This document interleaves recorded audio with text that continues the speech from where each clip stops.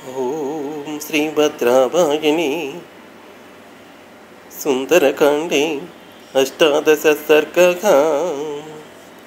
తథా విప్రేక్షమాణస్య వనం పుష్పితపాదపం విచిన్వతశ్చ వైదేహీం కించిశ్చేషాని సా భవతు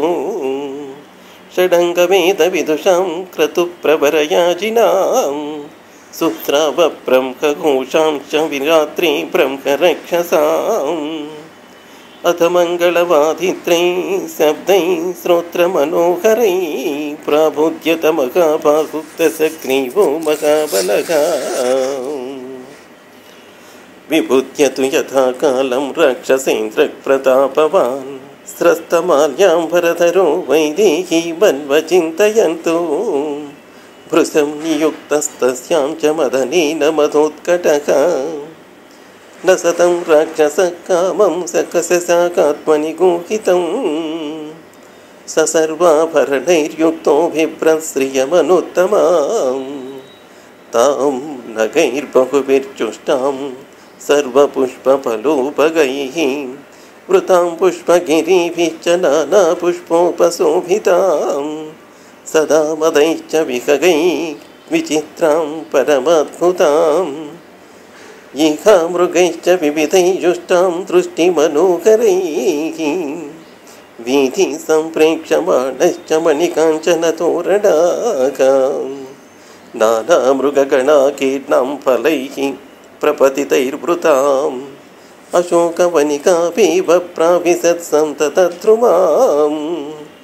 అంగనాశతమాత్రం తు తం వ్రజంతమనువ్రజన్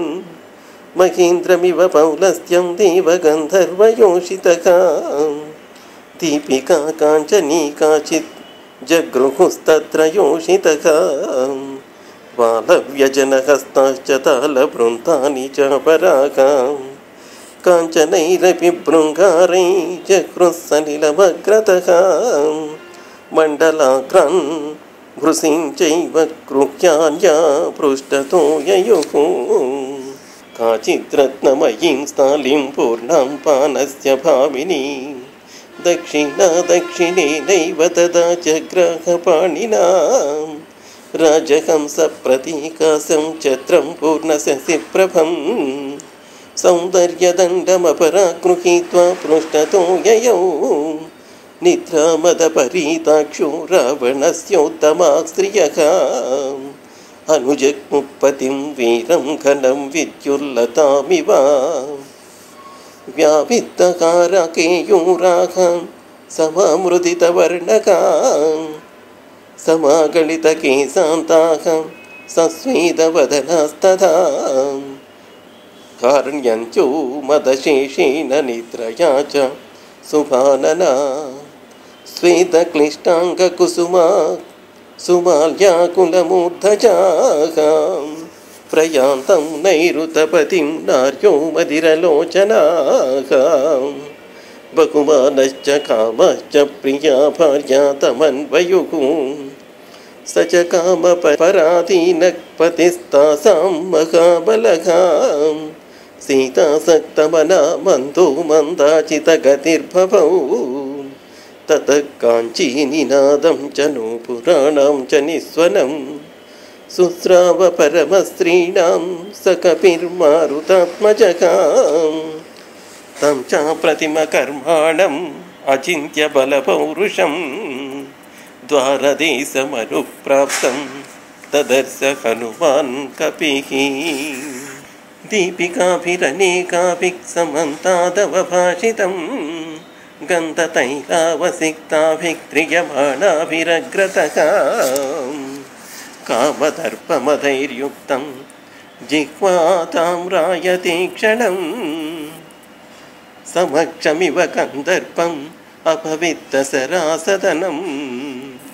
మథితామృతపేనాభం హరజో వస్త్రముత్తమం సలీలమనుకర్షంతం విముక్తం సక్తమంగదే తం పత్రవిటపీలీల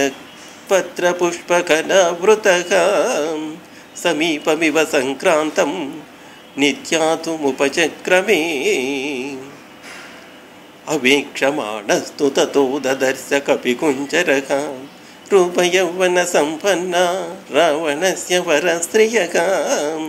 ताभिः परिवृतो राजा स्वरूपाभिर्महायशाः तन्मृगद्विजसङ्गुष्टं प्रविष्टः प्रमदावनं क्षीभो विचित्राभरणस्यङ्कुकर्णो महाबलः तेन विस्रवसः पुत्रः सदृष्टो राक्षसाधिपः पृथक् परमनारीभिः ताराभिरिव चन्द्रमाः तं ददर्श महातेजा तेजोवन्तं महाकपिः रावणोऽयं महाबाहुः इति सञ्चित्य वानरः सोऽयमेव पुरासीते पुरमध्ये गृहोत्तमे अवप्लुतो महातेजा हनुमान् मारुतात्मजः स तथाप्युग्रतेजः सन्निभूतस्तस्य तेजसा पत्रगुह्यान्तरे सक्तो हनुमान् संवृतो भवतु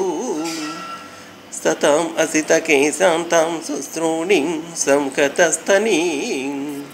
दिदृक्षुरशितापाङ्गीम् उपावर्तत रावणः। इत्यार्षे श्रीमद् रामायणे वाल्मीकिये आदिकाव्ये सुन्दरकाण्डे 18 सर्गः।